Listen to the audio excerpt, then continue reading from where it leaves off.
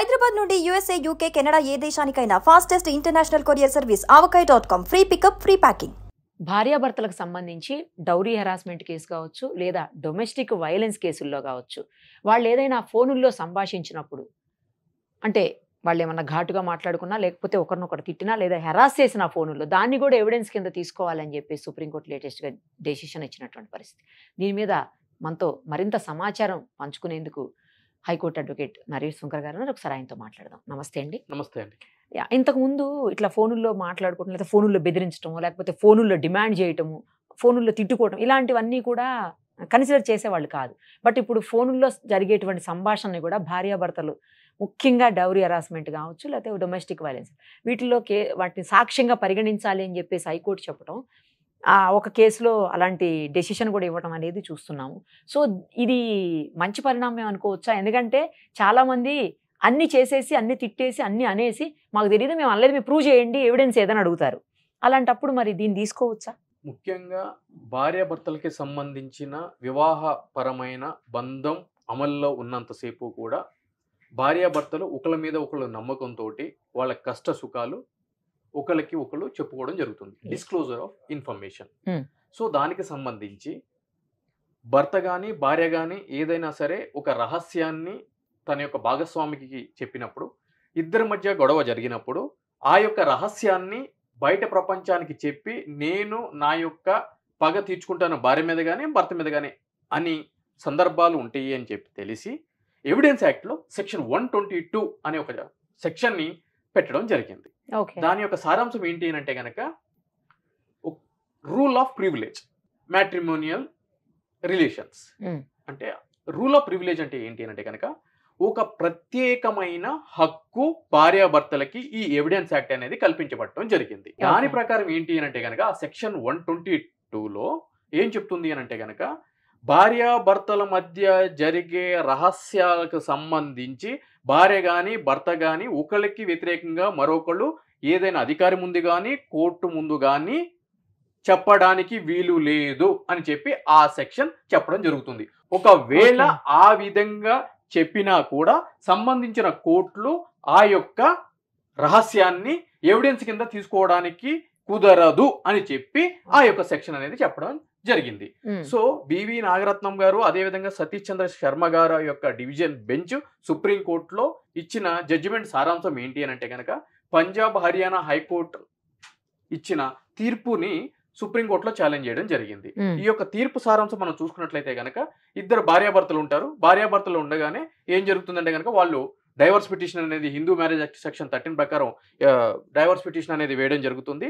So వేసినప్పుడు ఏం జరుగుతుంది అని అంటే కనుక భర్త ఏం చేస్తాడు అంటే కనుక భార్య వేరే వాళ్ళతో మాట్లాడిన యొక్క ఫోన్ రికార్డింగ్స్ అన్నీ కూడా గత 4-5 సంవత్సరాల నుంచి కింది కోర్టులో ఎవిడెన్స్ రూపంలో ఎక్స్ట్రా చీఫ్ అఫిడవిట్ రూపంలో దాఖలు చేస్తే గనక దాన్ని ఎవిడెన్స్ కింద తీసుకోకూడదు. ఎందుకు అని అంటే గనక ఈ 122 సెక్షన్ ప్రకారము వాటిల్ని రైట్ టు ప్రైవసీ కింద పరిగణించాలి తప్ప ఎగ్నెస్ట్ ఎవిడెన్స్ కింద చూపించకూడదు అని చెప్పి భార్య ఏం చేస్తుంది అంటే కనుక కింది కోర్టులో తన యొక్క వాదనని వినిపించడం జరుగుతుంది. కానీ కింది కోర్టు అంటే ఫ్యామిలీ కోర్టు భార్య యొక్క వాదన పరిగణలోకి తీసుకోకుండా భర్త ఇచ్చిన ఎవిడెన్సెస్ని పరిగణలోకి తీసుకుని నేను తీర్పును ఇస్తాను అని చెప్పిన క్రమంలో ఆ యొక్క ఫ్యామిలీ కోర్టు తీర్పుని హైకోర్టులో ఛాలెంజ్ చేయడం జరుగుతుంది భార్య. సో హైకోర్టు వారు ఏం పరిగణిస్తారు అని అంటే కనుక ఈ సెక్షన్ 122 ప్రకారం ఏంటి అని అంటే కనుక ఈ యొక్క ఎవిడెన్స్ని కోర్టులో ప్రవేశపెట్టడంతో ఏం జరుగుతుందంటే కనుక భార్య యొక్క అనుమతి లేకుండా భార్య యొక్క ఫోన్ రికార్డింగ్స్ భర్త రికార్డ్ చేసి దాన్ని ఎవిడెన్స్గా చూపించడము ఆబ్వియస్లీ రైట్ టు ప్రైవసీకి ఉల్లంఘించే విధంగా ఉంది. కాబట్టి ఈ యొక్క ఎవిడెన్స్ తీసుకోవడానికి వీలు లేదు అని చెప్పి తీర్పు చెప్పడం జరుగుతుంది. అప్పుడు భర్త ఆ యొక్క హైకోర్టు యొక్క తీర్పుని సుప్రీంకోర్టులో ఛాలెంజ్ చేయడం జరుగుతుంది. సో సుప్రీంకోర్టు వారు ఈ సెక్షన్ని ఎలాబరేట్ చేసే క్రమంలో అంటే ఎటువంటి పరిస్థితుల్లో ఈ యొక్క ఎవిడెన్స్ స్వీకరించవచ్చు, ఎటువంటి పరిస్థితుల్లో స్వీకరించకూడదు అని చెప్పని ఈ 122లో 2 రకాలైన క్లాసెస్ ఉన్నాయండి. ఒకటి ఏంటి అని అంటే కనుక permissibility of the law, explicity of the లా.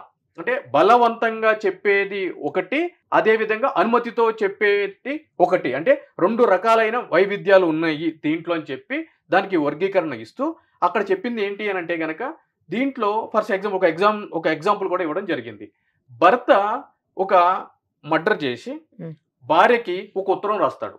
ఏమని అని అంటే గనక, నేను సో అండ్ సో వ్యక్తిని మర్డర్ చేశాను అని చెప్పి భార్యకి తెలియజేస్తాడు. సో ఆ ఉత్తరం చదివిన భార్య భర్తకి మధ్య గొడవలు ఉంటే గనక బయట పోలీస్ స్టేషన్కి వచ్చి నా యొక్క భర్త సో అండ్ సో పర్సన్ ని మర్డర్ చేశాడని చెప్పి నాకు లెటర్ రాశాడు అని చెప్పని తనకి ఎగ్నెస్ట్ గా పోలీసులు వాళ్ళకి చెప్పకూడదు. అదేవిధంగా కోర్టు కూడా చెప్పకూడదు. కానీ అదే లెటర్ ని పోలీసు వాళ్ళు తమ యొక్క ఇన్వెస్టిగేషన్ లో కనుక్కొని ఆ యొక్క లెటర్ స్వాధీనం పరుచుకొని భార్యని ఎవిడెన్స్ కింద ప్రవేశపెట్టచ్చు. ఓకే. సో ఈ క్లారిటీ. అదే విధంగా భర్త మర్డర్ చేస్తున్నప్పుడు భార్య ఆ యొక్క సంఘటనని ప్రత్యక్షంగా చూసినప్పుడు, దానికి సంబంధించిన విషయం తెలిసినప్పుడు, పోలీసులు కనుక అది అడిగినప్పుడు తను విట్నెస్గా చెప్పొచ్చు.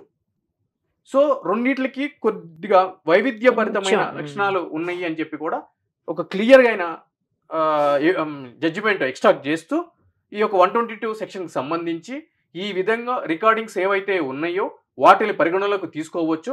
అవి రైట్ టు ప్రైవసీని ఏ మాత్రం కూడా ఉల్లంఘన పరచడానికి వీలు లేని అంశం కింద చూడాలి అని చెప్పని కింది ఫ్యామిలీ కోర్టు ఇచ్చిన తీర్పుని సమర్థిస్తూ హైకోర్టు ఇచ్చిన తీర్పుని కొట్టివేస్తూ సుప్రీంకోర్టు వారు ఆ ఉత్తర్వులు అనేది ఇవ్వడం జరిగింది.